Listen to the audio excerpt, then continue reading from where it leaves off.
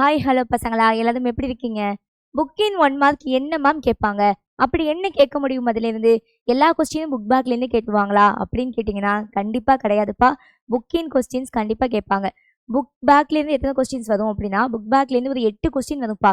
அது போக பேலன்ஸ் எல்லாமே புக் இன்லேருந்து தான்ப்பா வரும். மொத்தம் 15 கேள்விகள்.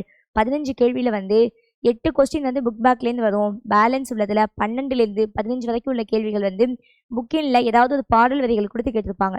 இது போக மத்த கொஸ்டின்லாம் எதுலேருந்து மேம் வரும் அப்படின்னு கேட்டிங்கன்னா, ஃபர்ஸ்ட்டு இலக்கண குறிப்பு, சொல் பொருள், அப்புறம் வந்து ஆசிரியர் குறிப்பு இதுலேருந்து தான்ப்பா பேலன்ஸ் உள்ள கொஸ்டின்ஸ்லாம் வரும். இதெல்லாம் எங்கேருந்து மேம் படிக்கிறது? இது எல்லாமே உங்க ஸ்கூல் புக்ல இருக்கு. இந்த பாடலை குடுத்து பாடலை குடுத்து அதுக்கான விடை மட்டும் நான் உங்களுக்கு இந்த வீடியோக்கு கீழ வந்து குடுத்துர்றேன். இத டவுன்லோட் பண்ணி படிச்சுக்கோங்க. இத படிச்சா போதும்ப்பா. ஓரளவுக்கு மேக்ஸிமம் என்னென்ன கேள்விகள் கேட்பாங்க அப்படிங்கிற மாரி நம்ம கொண்டு வந்திருக்கோம். அதில உள்ள மோனை, எதுகை இந்த மாரி விஷயங்கள் தான்ப்பா கேட்பாங்க. சில விஷயங்களுக்கு சொல், பொருள் இந்த மாரி கேட்பாங்க. அதனால அந்த 15 கொஸ்டின் 15 மார்க் நம்மளால எடுக்க முடியுமா அப்படின்னு நினைச்சு நீங்க பயப்பட வேண்டாம். கண்டிப்பா வந்து அந்த 15 மார்க் நமக்கு கண்டிப்பா வந்துரும். சரியா?